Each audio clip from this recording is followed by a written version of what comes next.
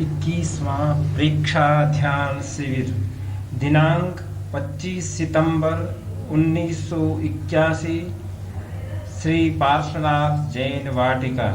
सानिध्य युग प्रधान आचार्य श्री तुलसी। प्रवचनकार युवाचार्य श्री महाप्रज्ञ। विषय विधायक भाव। ज्योति की साधना करने वाले साधक पूरे एक सप्ताह से हम हृदय परिवर्तन की चर्चा कर रहे। दुनिया में कोई भी तत्व ऐसा नहीं जो न बदलता हो। सब में परिवर्तन होता है। हृदय में भी परिवर्तन होता है। फिर इतनी लंबी चर्चा की क्या जरूरत पड़ी? एक सप्ताह पूरा बीत जाए। एक विशेष अर्थ है हृदय परिवर्तन का। ये कोई हृदय का बदलना नहीं है, हार्ट को बदल देना नहीं है, चेंज ऑफ हार्ट नहीं है। वह तो हो जाता है, डॉक्टर भी कर देता है, उसकी चर्चा हम नहीं कर रहे हैं। एक पति और पत्नी का जोड़ा डॉक्टर के पास गया। पति का हृदय कमजोर था, बार बार हृदय का ट्रबल होता था। डॉक्टर को दिखाया और उसने कहा कि ऑपरेशन हो जाएगा, हार्ट को बदल दूंगा, मजबूत हार्ट लगा दूंगा। ऑपरेशन किया, हृदय को बदल दिया। स्वस्थ होकर घर आ गए।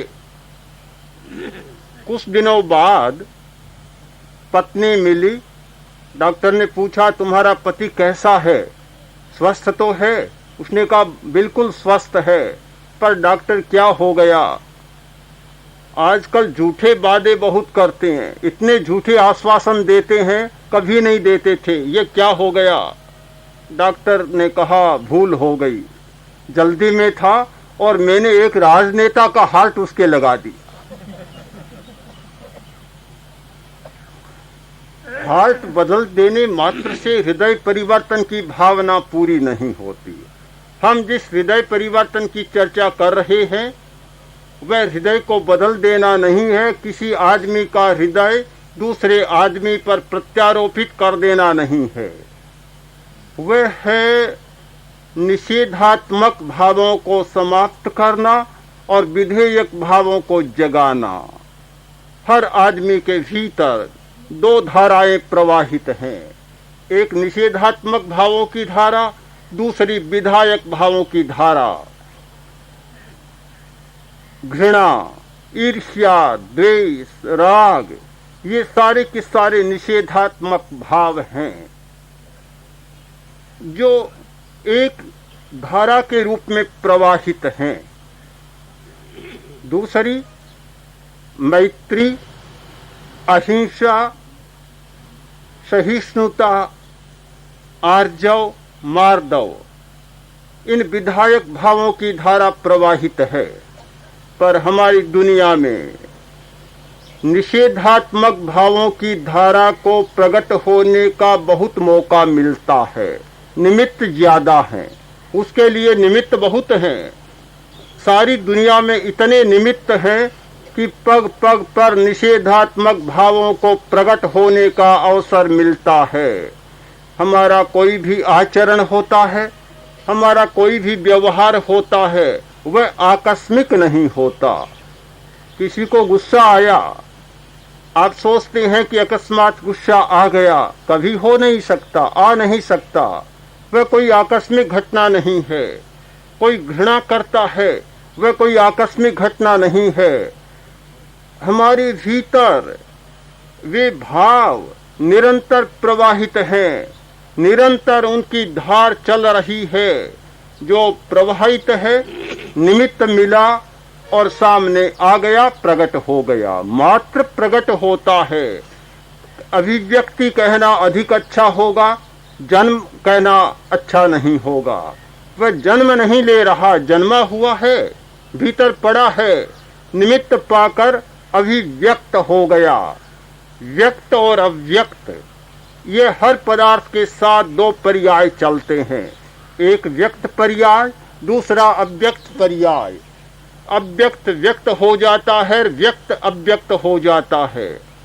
ये भावधारा अव्यक्त है, सूक्ष्म है, निमित्त मिला और वह व्यक्त हो जाती है, आचरण हो जाता है। किसी भी आचरण की और व्यवहार की व्याख्या आचरण और व्यवहार के आधार पर नहीं की जा सकती, वह भावधारा के आधार पर की जा सकती है। और आचरण से हमें पता चलता है कि भावधारा व्यक्ति में किस प्रकार की प्रवाहित है। जो व्यक्ति क्षण क्षण में क्रोध करता है, जो व्यक्ति क्षण क्षण में उत्तेजित हो जाता है, जो व्यक्ति क्षण क्षण में पग पग पर डर जाता है, जो व्यक्ति पग पग पर अहंकार के दंश से दष्ट हो जाता है, तो मान लेना चाहिए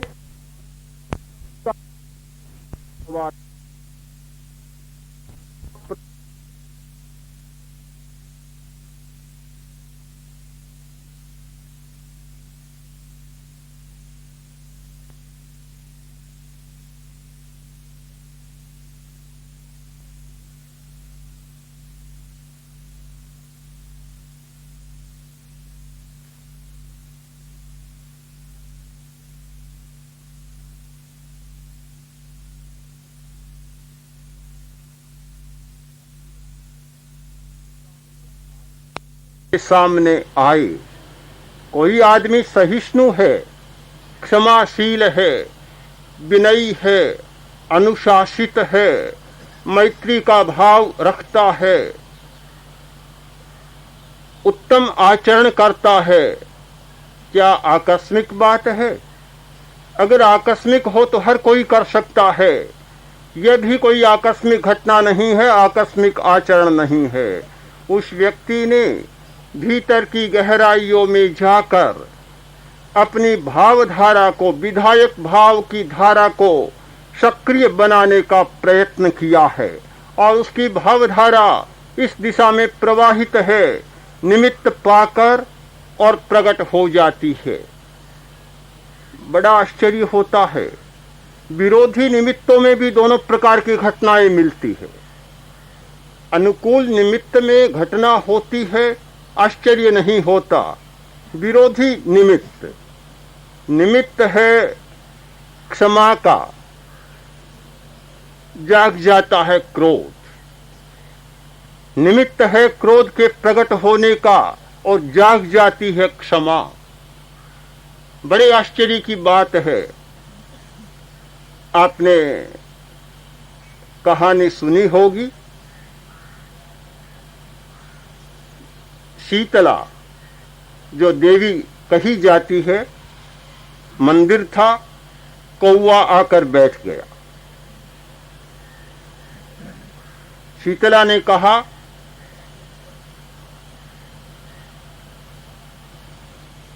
कि भाई बैठा है, कैसे आया, कैसे बैठा है,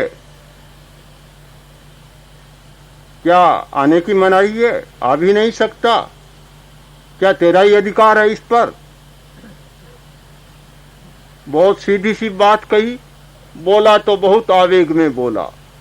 बैठ गया, मंदिर पर बीठें करने लगा, करता गया। शीतला ने कहा, अरे भाई कौवा, आज तो बहुत ठंडी ठंडी बीठी कर रहा है, जाना था, जा रहा हूं, गरम करे उसको रख, मुझे नहीं चाहिए तेरा। बेचारी बहुत सीधी सादी बात कर रही थी, बड़ी शांति के साथ बात कर रही थी। वह उत्तेजना में था, निमित्त नहीं था उत्तेजना का, फिर भी उत्तेजना में था। ऐसी घटनाएं भी कम नहीं है। तो उभारने का प्रयत्न होता है, क्रोध लाने का प्रयत्न होता है, पर क्रोध आता ही नहीं। इतने निमित्त हमारे तीर्थंकरों की, अवतारों की, महापुरुषों की, साधकों की कितनी घटनाएं हमारे सामने हैं जिन्हें क्रोध लाने के लिए प्रयत्न किया गया, उभारने का प्रयत्न किया गया, आता ही नहीं है। सुना होगा संत राम नाथ के, एकनाथ के बारे में। थूका महाराष्ट्र के प्रसिद्ध संत हुए हैं, बहुत बड़े साधक। स्नान कर आ रहे थे, थूका, फिर गोदावरी में गए, स्नान किया, 2 बार थूका, 3 बार थूका। कहा जाता है कि 21 बार थूका गया। 21 बार स्नान कर आए, आखिर पैरों में लुट गया। बोला कि महाराज, मैंने तो आपको उत्तेजित करने के लिए भारी प्रयत्न किया, पर आप तो उत्तेजित नहीं हुए। संत ने कहा, परम सखा है तू मेरा, माता गोदावरी में 1 बार नहाता हूं, आज तूने मुझे अवसर दिया 21 बार नहलाने का। ये क्या कारण है कि विरोधी निमित्तों के होने पर भी विरोधी घटनाएं घट जाती है। ये सारी बातें हमें सूचित करती है कि भीतर में जिस प्रकार की भावधारा होती है उस प्रकार का आचरण प्रकट होता है। निमित्त वहां गौण बन जाते हैं, निमित्त अकिंचित कर बन जाते हैं, निमित्त दूसरा स्थान रखते हैं। पहला स्थान हमारे उपादान का होता है, भीतरी भावधारा का होता है। यदि हम भीतर की भावधारा को मोड़ दें तो फिर निमित्त बहुत नहीं कर सकते। जब तक व्यक्ति भीतर में प्रवेश नहीं करता, ध्यान के द्वारा भीतर की गहराइयों में नहीं जाता और अपने अंतःकरण को पहचानने का प्रयत्न नहीं करता, तब तक निमित्त उस पर हावी होते हैं, बहुत प्रभावित करते हैं। किंतु वह व्यक्ति जिसने ध्यान के द्वारा अपने भावों को पहचान लिया है, उनके साथ संपर्क स्थापित कर लिया है, वहां निमित्त गौण हो जाते हैं और भाव प्रधान बन जाते हैं।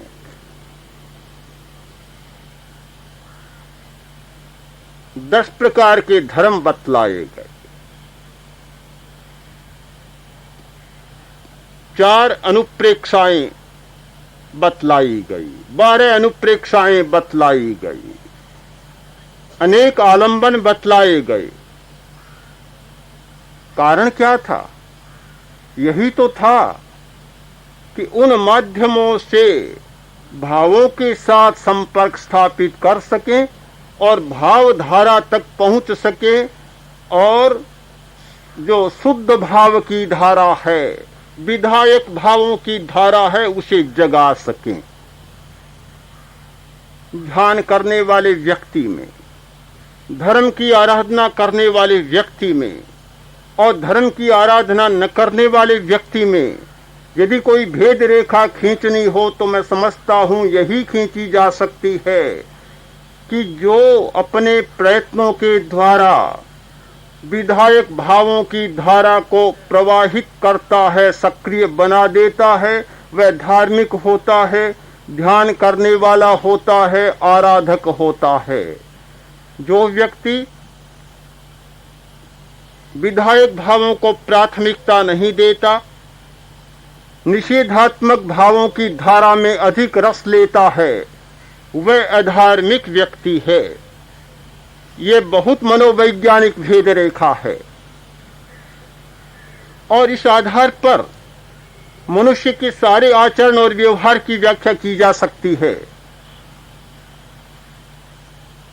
आज हम लोग चिंतित होते हैं कि हमारी दुनिया में हिंसक घटनाएं बहुत घटित होती है, झूठ बहुत बोला जाता है, चोरियां बहुत होती है, डकैतियां बहुत होती हैं, बलात्कार बहुत होते हैं, व्यभिचार बहुत होता है, संग्रह बहुत करता है आदमी, इतना संग्रह कि हजारों हजारों लोग भूखे मर जाते हैं। ईर्ष्या बहुत है, द्वेष बहुत है, अपराध बहुत है, बहुत उपद्रव हैं, साम्राज्यवादी मनोवृत्तियां, आक्रमणकारी मनोवृत्तियां, ये सारी मनोवृत्तियां बहुत व्यापक हैं। क्यों? मुझे लगता है कि भावधारा तक पहुंचने का हमारा प्रयत्न नहीं है। इसलिए जो सहज भाव से दोनों भावधाराएं प्रवाहित होती हैं तो ये जानने को मिल जाता है कि निषेधात्मक भावधारा ज्यादा है। प्रश्न हो सकता है, क्या व्यक्ति में विधायक भावों की धारा ज्यादा है या निषेधात्मक भावों की धारा ज्यादा है? उत्तर देना बड़ा कठिन है। किसको ज्यादा बताएं, किसको कम बताएं? दोनों धाराएं प्रवाहित हैं, पर कभी कभी जटिल प्रश्न का जटिल उत्तर भी हमें मिल जाता है। आपने कहानी सुनी होगी, लंबी चौड़ी कहानी है, पूरी नहीं कहूं। राजा और सुए के सुकराज के बीच एक संवाद चल रहा था। तो सुकराज की बुद्धि पर राजा स्तब्ध था, आश्चर्यचकित था। पूछा, सुकराज आज बहुत देर से आए कि महाराज क्या करूं, मुझे भी बहुत झगड़े निपटाने होते हैं, मेरे सामने भी बड़े मामले आ जाते हैं, केस आ जाते हैं। आपको भी न्याय करना होता है, मुझे भी न्याय करना होता है। आपको भी ये केस निपटाने होते हैं, मुझे भी बहुत सारे केस निपटाने होते हैं। मेरे सामने एक समस्या आ गई। दो सुए आए लड़ते लड़ते, बड़ा विवाद था, परस्पर में लड़ रहे थे। मेरे सामने आए, मैंने कहा भाई कहो क्यों लड़ रहे हो, क्या विवाद है? तो बोले, एक ने कहा कि मैं कहता हूं कि इस दुनिया में मल द्वार ज्यादा है। दूसरा बोला, मूर्खता की बात है, मैं कहता हूं कि जितने मुख द्वार हैं उतने ही मल द्वार हैं, कोई फर्क नहीं हो सकता। दूसरे ने कहा, नहीं गलत बात है, मल द्वार ज्यादा है। बड़ा जटिल प्रश्न था। राजा के मन में भी एक जिज्ञासा जागी। राजा ने पूछा कि तुमने क्या समाधान दिया, झगड़ा निपटा दिया? हाँ महाराज, बिल्कुल निपटा दिया। समय तो लगा, इसीलिए देर हो गई आपके पास पहुंचने में, पर मैंने न्याय कर दिया और झगड़ा निपटा दिया। कैसे निपटाया?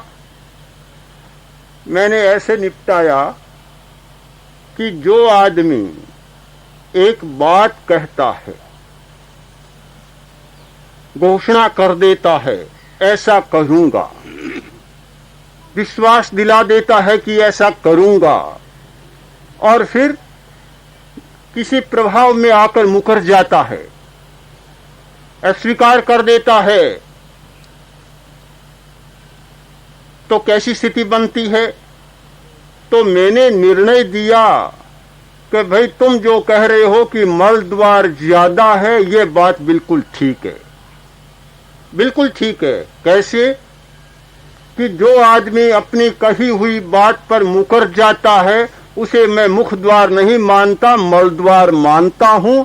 इसलिए दुनिया में मल द्वार ज्यादा है और मुख द्वार कम है। मैंने झगड़ा निपटा दिया। कहानी लंबी है। राजा को भी तीर लगा और राजा भी बदल गया था। एक ऐसा तीर लगा कि फिर राजा बदल गया।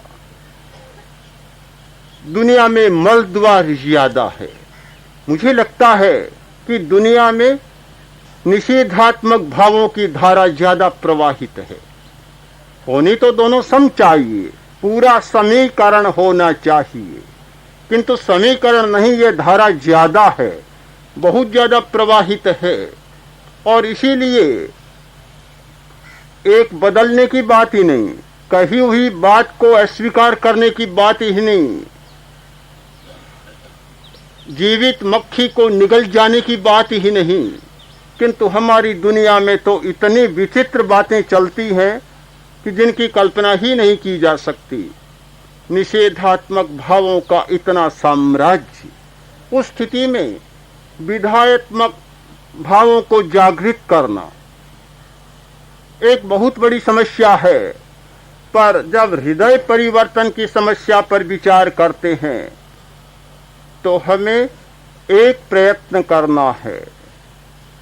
वह प्रयत्न है कि ऐसे आलंबनों को स्वीकार करें, ऐसे दर्शनों को स्वीकार करें, ऐसे प्रेक्षाओं को स्वीकार करें जिनके द्वारा निषेधात्मक भाव की धारा गौण बन जाए और विधायक भावों की धारा प्रमुख बन जाए।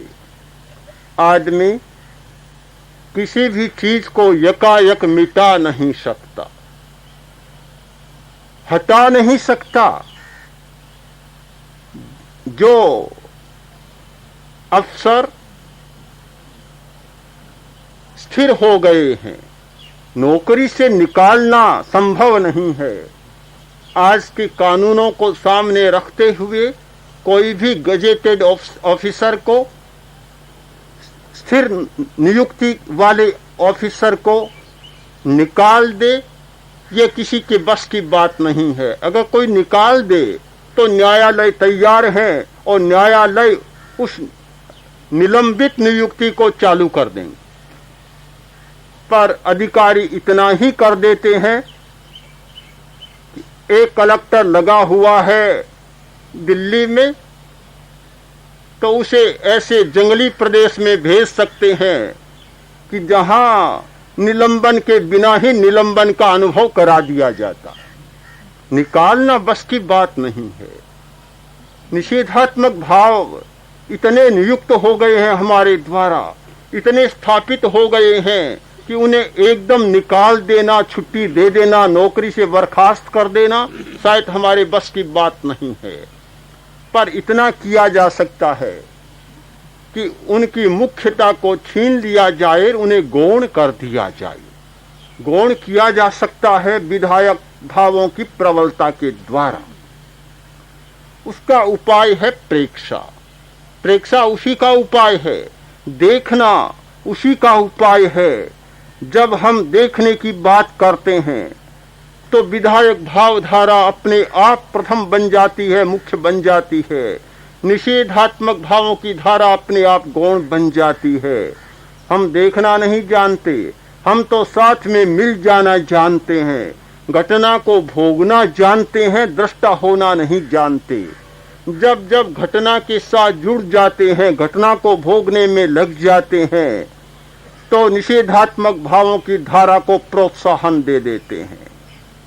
यदि हम दृष्टा बनकर रह सकें, घटना को जान सकें, घटना को देख सकें, तो अपने आप वे निषेधात्मक भाव हमारे कमजोर बन जाते हैं, गौण बन जाते हैं।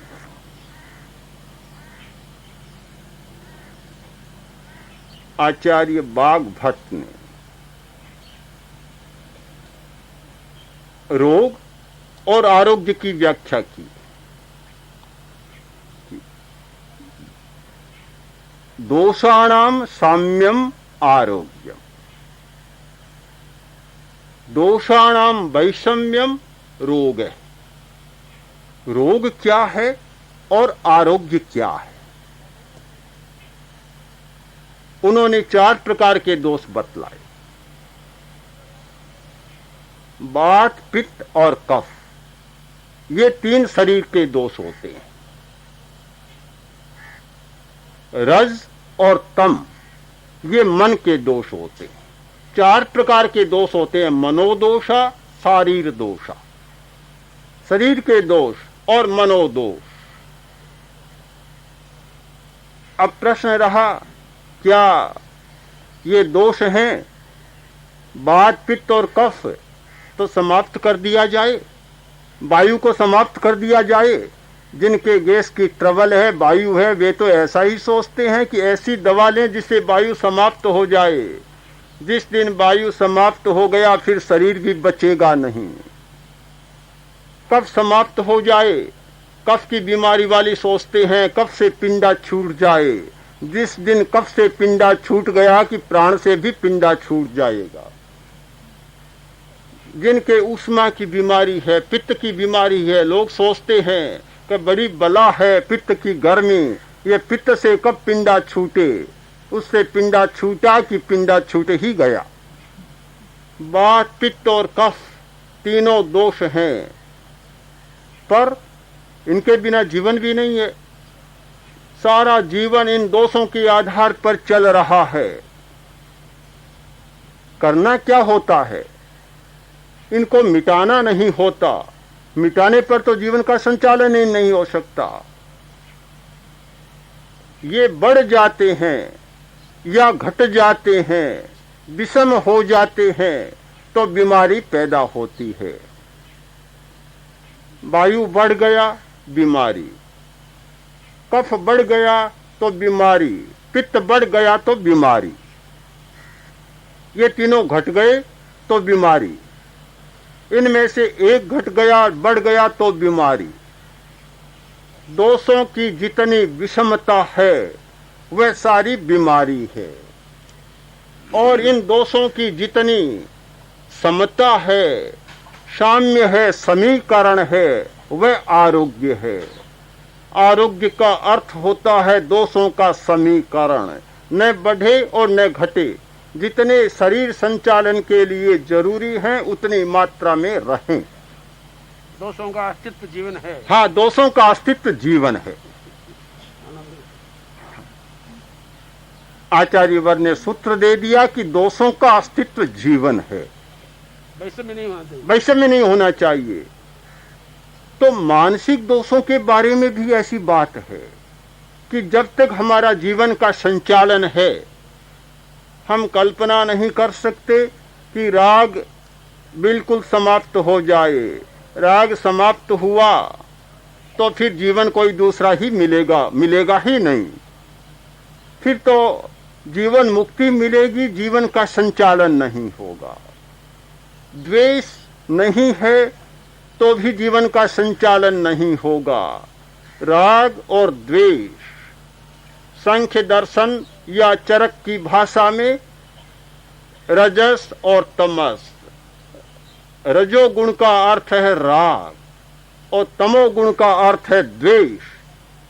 जैन दर्शन की भाषा में राग द्वेष, सांख्य दर्शन और आयुर्वेद के महर्षि चरक की भाषा में रजोगुण और तमोगुण, ये दोनों हमारे जीवन का संचालन कर रहे हैं। इनके बिना जीवन संचालित नहीं होता। किसी वीतराग को दुकान पर बिठा दिया जाए तो शायद दुकान एक दिन भी नहीं चलेगी। कोई आकर ले जाए तो उसे कोई मतलब नहीं, कोई चोरी करे तो उसे कोई मतलब नहीं, कम तोले माप पे तो कोई मतलब नहीं, कोई मतलब नहीं। एक दिन में तो दुकान समाप्त ही हो जाएगी। और एक पैसे की बिक्री न हो तो और पैसे की बिक्री न हो तो चिंता की बात नहीं, हो तो कोई खुशी की बात नहीं। दुकान अपने आप में ही मकान बन जाएगी, दुकान रह नहीं पाएगी। अगर किसी केवली को राज्य का संचालन सौंप दिया जाए कि भाई बहुत निष्पक्ष है, केवली है, मध्यस्थ है, न राग न द्वेष, न किसी का पक्ष करता, न इधर न उधर, राज्य सौंप दिया जाए तो दूसरे दिन दूसरे का ही राज्य मिलेगा।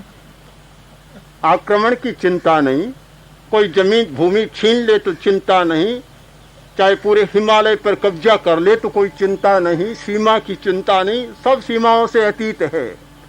राज्य मिलेगा नहीं, ये सारी व्यवस्थाएं, सारा संचालन, जीवन का संचालन, जीवन की व्यवस्थाओं का संचालन, जीवन के सूत्रों का संचालन, सारा का सारा संचालन राग और द्वेष, इन दो दोषों के द्वारा हो रहा है। आपको अचंभा होगा कि मैं कैसी बात कर रहा हूं। बात तो वीतरागता की करनी चाहिए थी, पर एक यथार्थ आपके सामने प्रकाशित कर रहा हूं कि यह यथार्थ है। और इसीलिए जैन आचार्यों ने एक शब्द का चुनाव किया, बहुत महत्वपूर्ण लगता है, कि प्रशस्त राग और प्रशस्त द्वेष। राग दो प्रकार का, अप्रशस्त राग और प्रशस्त राग, प्रशस्त द्वेष और अप्रशस्त द्वेष। द्वेष को भी प्रशस्त और अप्रशस्त बना दिया, राग को भी प्रशस्त और अप्रशस्त बना दिया। गौतम महावीर के प्रति राग रखते हैं, भक्ति रखते हैं, कैसे हिम्मत हो बुरा कहने की, कैसे बुरा कहा जाए। हर किसी को तो कहा जा सकता है, पर राग के पात्र हैं महावीर और करने वाले हैं गौतम, कैसे कहा जाए। तो शब्द का चुनाव करना पड़ा कि नहीं, प्रशस्त राग है, यह तो चलता है, इतना तो मान्य हो सकता है, इसे अस्वीकार नहीं किया जा सकता। इसके बिना तो जीवन कैसे चले। जीवन को चलाने के लिए भक्ति की जरूरत है, जीवन को चलाने के लिए, प्रेरणा देने के लिए अनुराग की जरूरत है, प्रेम की जरूरत है। कैसे अस्वीकार किया जाए। धार्मिक व्यक्ति के लिए बतलाया गया, अस्थि मिज्ज प्रेमानुराग रखते, कि जिसकी अस्थि में, मज्जा में धर्म का प्रेम है, धर्म का अनुराग है, उससे वह रंगा हुआ है। अब यह रंगा हुआ है, वीतराग तो नहीं हो सकता, रंगा हुआ तो सरागी ही होगा, सराग ही भाव है। पर इसे प्रशस्त माना गया कि भी राग भी प्रशस्त हो सकता है, द्वेष भी प्रशस्त हो सकता है। एक आचार्य अपने शिष्य को उलाहना दे रहा है, शिष्य ने कोई गलती की, कोई अपराध किया, आचार्य की भ्रिकुटी तनी हुई है, आंखें लाल है और सामने आने वाला भी कांपता है कि अभी जाना नहीं है, सामने जाऊंगा तो न जाने मुझ पर ही बरस पड़े। कहा जाता है, हमारे एक आचार्य थे डालगणी, जब किसी को उलाहना देते तो कोई सामने से निकला होता, काम होता तो बेचारा दूर से ही चला जाता, कहीं सामने न चला जाऊं। ये क्या है।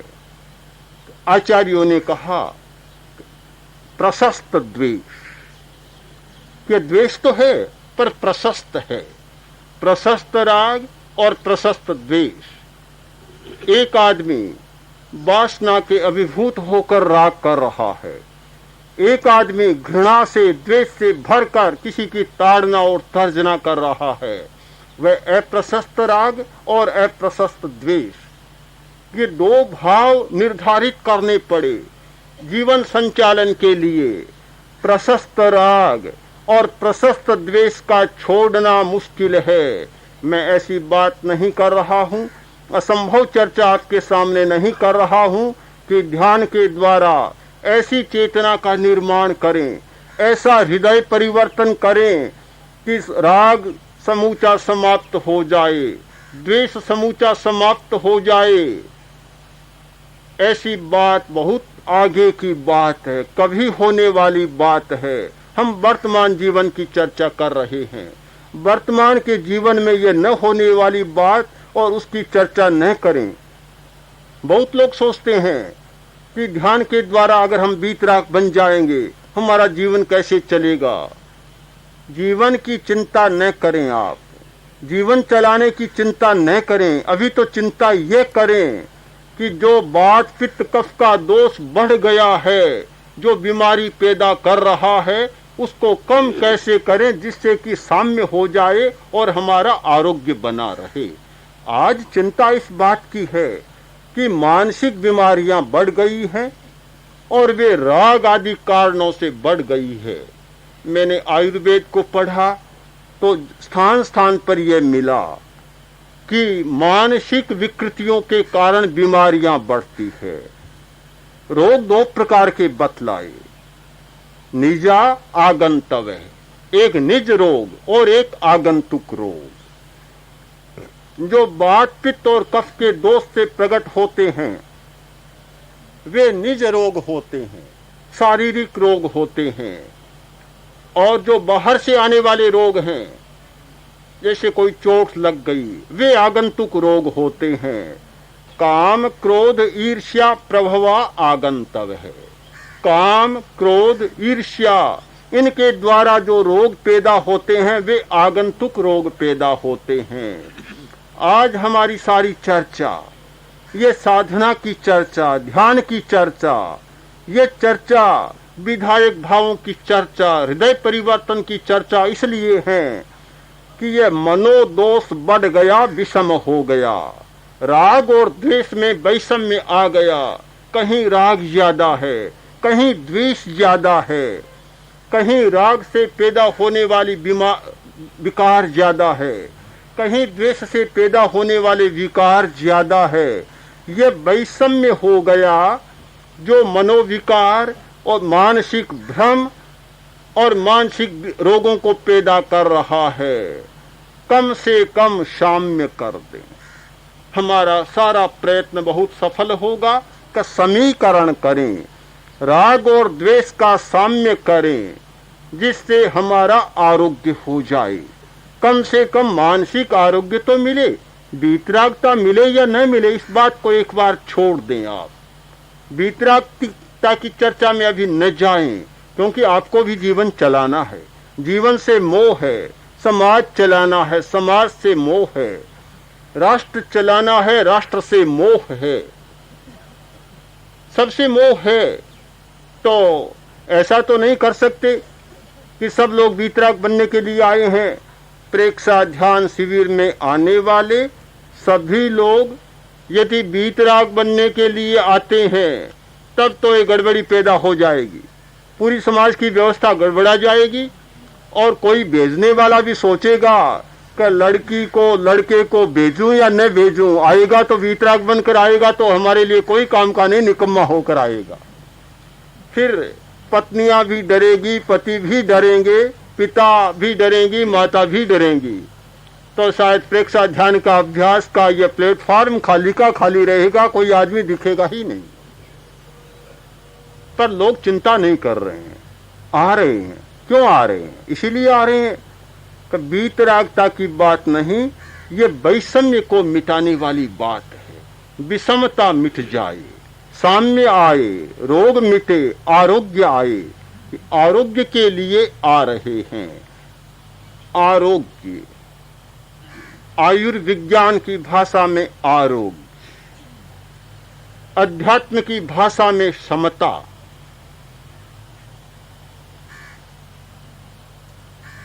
दोनों एक ही बात है। समता और आरोग्य कोई दो बातें नहीं है। और इसीलिए ठीक आयुर्वेद का आचार्यों ने बहुत सुंदर परिभाषा दी कि दोषाणाम साम्यम आरोग्य। दोषों का साम्य होना आरोग्य है। दो सम हो जाए तो आरोग्य हो गया। ये आरोग्य उपलब्ध होता है प्रेक्षा ध्यान के द्वारा। दोषों का समीकरण कैसे किया जाए, इस पर भी दो चार शब्दों में चर्चा कर लेना आवश्यक होगा। समीकरण का उपाय है सतत स्मृति। सतत स्मृति, सतत जागरूकता, निरंतर स्मृति बनी रहे। ऐसे मानस का निर्माण हो कि अच्छे भाव की, विधायक भाव की सतत स्मृति बनी रहे। सूत्र दिया गया कि सत्य, क्षमा, मृदुता, ऋजुता, ये तो सूत्र हैं और शब्द हैं। क्या ऋजुता शब्द पढ़ा और कोई ऋजु हो जाएगा? मृदुता का शब्द पढ़ा कोई मृदु बन जाएगा, क्रूरता कम हो जाएगी? ये विधायक भावों का प्रतिनिधित्व करने वाले शब्द धर्म के आचार्यों ने दिए। बड़े मनोवैज्ञानिक थे। उन्होंने ऐसे शब्दों का चयन किया कि वे शब्द केवल शब्द नहीं है, हमारे विधायक भावों का प्रतिनिधित्व कर रहे हैं, जो अंतराल में छिपे हुए विधायक भाव हैं, जिन्हें देखा नहीं जा सकता, जाना नहीं जा सकता, किंतु धर्म के आचार्यों ने उन शब्दों के माध्यम से उनके साथ हमारा संपर्क स्थापित कर दिया कि सत्य शब्द को पकड़ो, तुम्हारा सत्य का विधायक भाव जाग जाएगा। मृदुता के शब्द को पकड़ो, ऋजुता के शब्द को पकड़ो, वे भाव जाग जाएंगे। शब्द हमें मिल गए, पर हमने देखा कि शब्द मिला पर भाव जागा नहीं जागा। एक बात बीच में छूट गई। आचार्य कोई भी बात बतलाते हैं, वे मंत्र बतलाते हैं। आचार्य का अर्थ होता है मंत्रदाता, वह मंत्र दान करने वाला होता है, मंत्र देता है। मंत्र का अर्थ होता है रहस्य, गूढ़, बात छिपी रह जाती है। थोड़ी बात तो सामने आती है, थोड़ी बात छिपी रह जाती है, पूरी बात समझ में नहीं आती। पूरी बात आचार्य के द्वारा ही समझाई जा सकती है। ऐसी रहस्यपूर्ण बातें, मांत्रिक बातें होती है कि सामने तो ऐसा लगता है कि सारी बात समझ ली गई, और जब भेद खुलता है तो लगता है कि कुछ भी नहीं समझी गई। उसकी चाबी आचार्य के हाथ में ही रह जाती है। तो भाव भी हम जान गए, भाव का प्रतिनिधित्व करने वाले शब्द को भी जान गए, पर दोनों के बीच में संपर्क सूत्र को हम नहीं जान पाए। प्रेक्षा ध्यान का अभ्यास करने वाला व्यक्ति उस माध्यम को भी जान जाता है, संपर्क सूत्र को भी जान जाता है। वह है जागरूकता। भावक क्रिया, भावक क्रिया का एक अर्थ होता है सतत स्मृति। आप जिस गुण या दोष को प्रकट करना चाहते हैं, उसके प्रति सतत उपयोग होगा, सतत स्मृति होगी तो वह प्रकट हो जाएगा। कभी याद किया,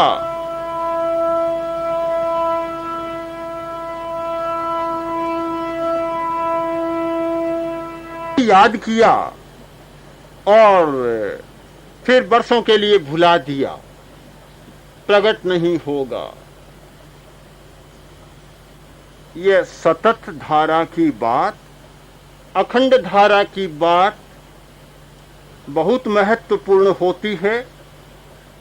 बूंद बूंद से काम नहीं चलता, जो धार बन जाती है बहुत जल्दी काम बन जाता है। हम लोग बूंद बूंद की बात करते हैं, कभी कर लिया कभी नहीं किया, मन आया तब कर लिया, मन न हुआ तो वर्षों तक भी याद ही नहीं किया, उससे काम नहीं बनता। सातत्य, निरंतर चले, निरंतर स्मृति। जिस भाव को विकसित करना है, आप मृदुता, ऋजुता, शांति, मुक्ति, जिस विधायक भाव को अपने आप में प्रकट करना चाहते हैं, उसकी सतत स्मृति करें, सतत अभ्यास करें, निश्चित वह प्रकट हो जाएगी। कोई भी बात ऐसी नहीं है जो प्रकट न हो, प्रकट हो जाएगी। तो यह सतत स्मृति का जो सूत्र है, यह बीच का सूत्र है। अच्छा शब्द एक मंत्र है, प्रत्येक शब्द मंत्र है, प्रत्येक शब्द मंत्र है। धम्मो मंगल मुक्तिठम अहिंसा संयमो तवो देवावितं नमंसन्ति जस्थ धम्मे सयामणो। हमें लगता है कि एक उपदेश वाक्य है, पर बहुत बड़ा मंत्र है। चैत्ता भारहम वासम चक्रवर्ती महिधियो संति संति करेलो ये पत्तो गई मणुत्तरम। बहुत बड़ा मंत्र है। मैंने देखा जैन आचार्यों ने मंत्र शास्त्र में 8 कर्मों को क्षीण करने के मंत्र दिए, वे सारे मंत्र क्या हैं? अनंत ज्ञानिभ्यो नमः, ज्ञानावरण कर्म को विलय करने का मंत्र है। अनंत दर्शनिभ्यो नमः, दर्शनावरणीय कर्म को विलीन करने का मंत्र है।